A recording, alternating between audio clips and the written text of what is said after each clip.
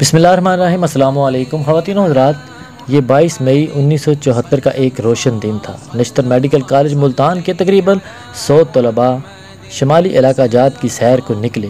طلباء نے اپنے لیے ٹرین کی ایک الگ بوگی بک کروا رکھی تھی۔ ہنستے کھیلتے چہکتے مسکراتے طلباء زندگی کا بھرپور لطف اٹھاتے اپنی منزل کی طرف رواں دواں تھے کہ ربوہ کے اسٹیشن پر جب حسب معمول گاڑی رکی تو چند قادیانی نوجوان ان کی بوگی میں داخل ہوئے۔ ان کے ہاتھوں میں مرزئی لٹریچر کے اوراق تھے جو کہ وہ مسلمانوں میں یعنی مسافروں میں تقسیم کرتے پھر رہے تھے۔ مسلمان طلباء نے جب سر عام اپنے آقا صلی اللہ علیہ وآلہ وسلم کی ختم نبوت پر ڈاکہ پڑتے دیکھا تو ان کی غیرت ایمانی جاگ اٹھی، اور پھر ربوہ یعنی چناب نگر کا ریلوے اسٹیشن تاج و تخت ختم نبوت کے نام سے جھوم اٹھا، مرزیت مرد آباد کے نعروں سے گونج اٹھا۔ طلباء کے ان نعروں نے کسر مرزیت میں طوفان برپا کر دیا۔ قادیانی خلیفہ مرزا ناصر جو کہ اس وقت ربوہ کا مطلق العنان بادشاہ بن چکا تھا، اس نے پولیس اور وزارتیں تشکیل دے رکھی تھیں، اور یہ کیسے ہو سکتا تھا کہ اس کے علاقے کی حدود میں اس کے خلاف نعرے لگ جائیں۔ خواتین و حضرات، مرزئی ذہن اکٹھے ہو کر بیٹھ کے ان طلباء سے بدلہ لینے کے لیے غور و فکر کرنے لگے۔ 29 مئی کی شام کو طلباء اپنے تڑپ سے واپس آ رہے تھے کہ ربوہ سے پہلے نشتر آباد ریلوے اسٹیشن کے ماسٹر نے طلباء کی ٹرین پر نشان لگا کر ربوہ میں اطلاع کر دی۔ جو ہی ٹرین ربوہ کے اسٹیشن میں داخل ہوئی، وہاں ایک ہنگامہ برپا ہو گیا۔ 5000 سے زیادہ قادیانی گنڈے پستولوں، بندوقوں، خنجروں اور چھریوں سے مسلح کھڑے تھے۔ جو ہی ٹرین نے اسٹاپ کیا، قادیانی ہونہار درندوں کی طرح ٹرین پر ٹوٹ پڑے۔ طلباء نے دروازے اور کھڑکیاں بند کر دی، لیکن قادیانی دروازے توڑ کر ان طلباء کو باہر گھسیٹتے ہوئے لے آئے، اور طلباء پر وحشیانہ تشدد کیا گیا۔ ان کو خون میں لت پت کر دیا گیا۔ طلباء کا قیمتی مال اور متاع بھی چرا لیا گیا۔ پھٹے کپڑوں اور خون میں لتھڑے جسم کو لے کر جب ٹرین ربوہ اسٹیشن سے دوبارہ چلی تو قادیانی مرزیت کے نعرے لگا رہے تھے۔ اس سے قبل کی ٹرین واپس ملتان پہنچتی، قادیانیوں کی اس وحشیانہ کارروائی کی خبر جنگل کی آگ کی طرح پھیل گئی۔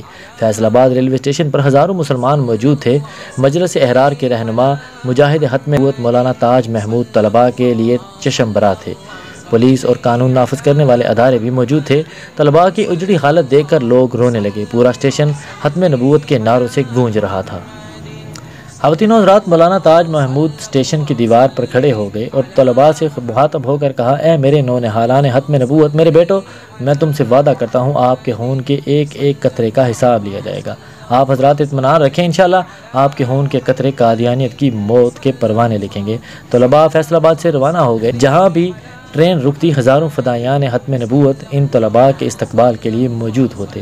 ملتان میں بھی مجلس علماء کے اکابر موجود تھے۔ اخبارات کے نمائندوں نے جب مولانا تاج محمود سے آئندہ کا لائحہ عمل پوچھا تو مولانا نے کہا کہ شام کو 5 بجے الحیام ہوٹل میں پریس کانفرنس میں اعلان کریں گے۔ شام کو مولانا محمود نے مولانا محمد یوسف بنوری کے حکم کے تحت تحریک چلانے کا اعلان کر دیا۔ تحریک کا اعلان ہوتے ہی لوگ باہر نکل پڑے۔ پورے ملک میں مظاہرے شروع ہو گئے۔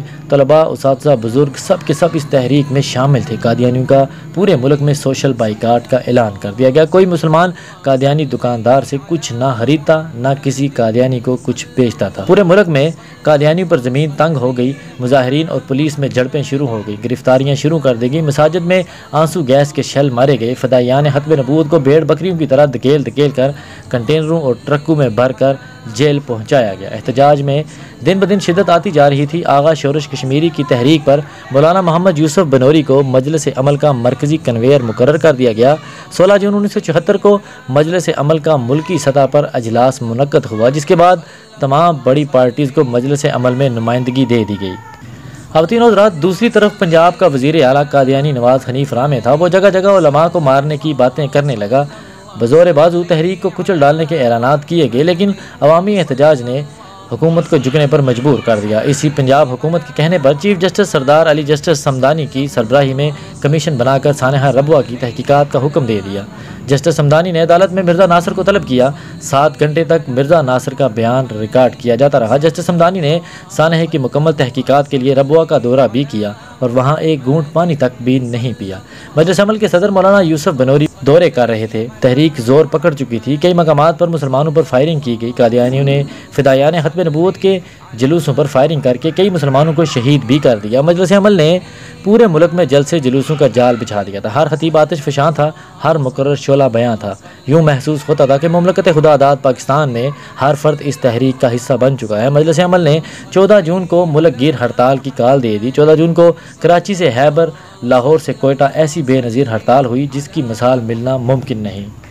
خواتین و حضرات، قادیانی خلیفہ مرزا ناصر نے بیرون ممالک دورے شروع کر دیے اور ان کی مدد مانگنا شروع کر دی۔ مرزا ناصر نے اپنے مریدوں سے کہا، خدا اپنی فوجوں کے ساتھ تمہاری مدد کو آ رہا ہے۔ نہ مرزا کے خدا کی فوج آئی، نہ باہر سے کوئی اس کا ہمدرد، لیکن تحریک کے شہداء اور زخمیوں کا خون ضرور رنگ لے آیا۔ قادیانیت کا مسئلہ قومی اسمبلی میں پہنچ گیا۔ قومی اسمبلی کی خصوصی کمیٹی نے 2 ماہ میں 28 اجلاس اور 96 نشستیں منعقد کی۔ قومی اسمبلی میں مرزا ناصر پر 11 روز میں 42 گھنٹے، جبکہ لاہوری گروپ کے امیر صدر الدین پر 7 گھنٹے کی جرا کی گئی۔ دوران جرا مرزا ناصر کے ہاتھ پاؤں پھول جاتے، وہ پسینے میں شرابور ہو جاتا، اوٹ پٹانگ باتیں کرتا اور پانی پر پانی پیے جا رہا تھا۔ کبھی لاجواب ہو کر بالکل ساکت بیٹھ جاتا۔ مجلس عمل کے اراکین بار بار ذوالفقار علی بھٹو سے مل رہے تھے، لیکن وزیر اعظم بھٹو تسلیم کرنے کو تیار نہیں ہو رہے تھے۔ کشیدگی کی یہ کیفیت تھی کہ حالات انتہائی سنگین نظر آنے لگے تھے۔ بڑے بڑے شہروں میں فوجی تعینات کر دیے گئے تھے، بھاری اسلحے کے انبار لگا دیے گئے تھے۔ مجلس عمل کے کارکنوں پر زندگی کے دروازے تنگ کیے جانے لگے۔ جنگ کی سی کیفیت پیدا ہو گئی تھی۔ حالات نے ایسی خوشگوار کروٹ لی کہ لاکھوں شہدائے ختم نبوت کی روحوں کو قرار آ گئے۔ 7 دسمبر 1974 کا دن تھا۔ 4:35 پر ذوالفقار علی بھٹو نے قادیانیت کے کفر کے پروانے پر دستخط کر دیے۔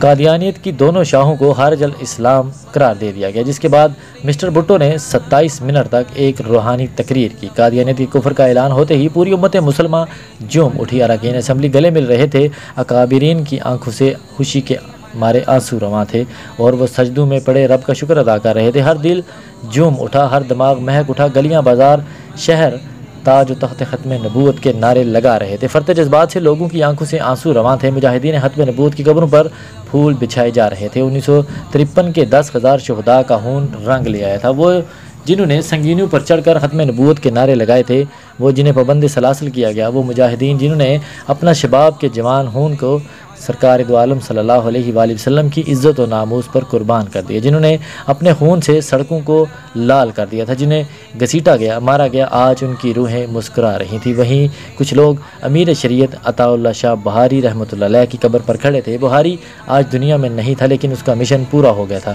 بہاری کے نانا صلی اللہ علیہ وآلہ وسلم کی ختم نبوت کی ردا ڈاکہ مارنے والے اپنے انجام کو پہنچ چکے تھے۔ وما علینا الا البلاغ المبین۔